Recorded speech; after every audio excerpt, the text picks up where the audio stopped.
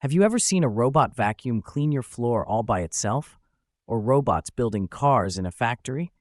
That's called robotics and automation, the science of making machines do tasks automatically, just like humans. Let's break it down in a fun and simple way that even a fifth grader can understand. What is robotics and automation?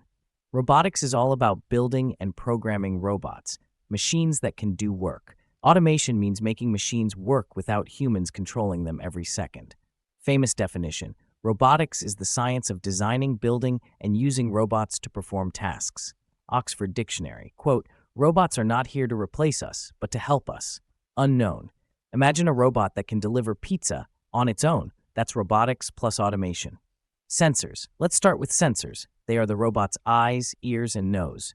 Sensors help robots see, hear, feel, and understand the world around them. Examples: a camera sensor helps a robot see. A temperature sensor helps it feel heat. An ultrasonic sensor helps it sense distance, like a bat. Just like we use our senses, robots use sensors to make smart choices. Actuators.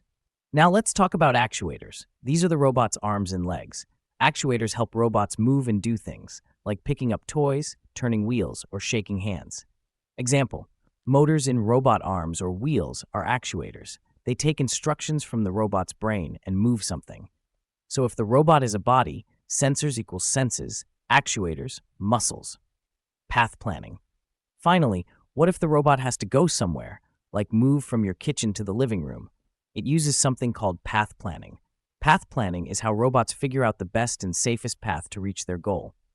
Example: like how Google Maps gives you the best route to school. The robot looks at obstacles, shortcuts, safe paths, and then decides where to go, all on its own. Let's quickly review. Robotics equals making robots. Automation, letting robots work on their own. Sensors, eyes and ears of the robot. Actuators, arms and legs of the robot.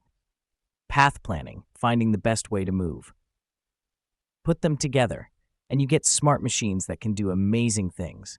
Robots are already helping in hospitals, schools, and even space. If you like this video, tap that like button, subscribe for more fun lessons, and comment below.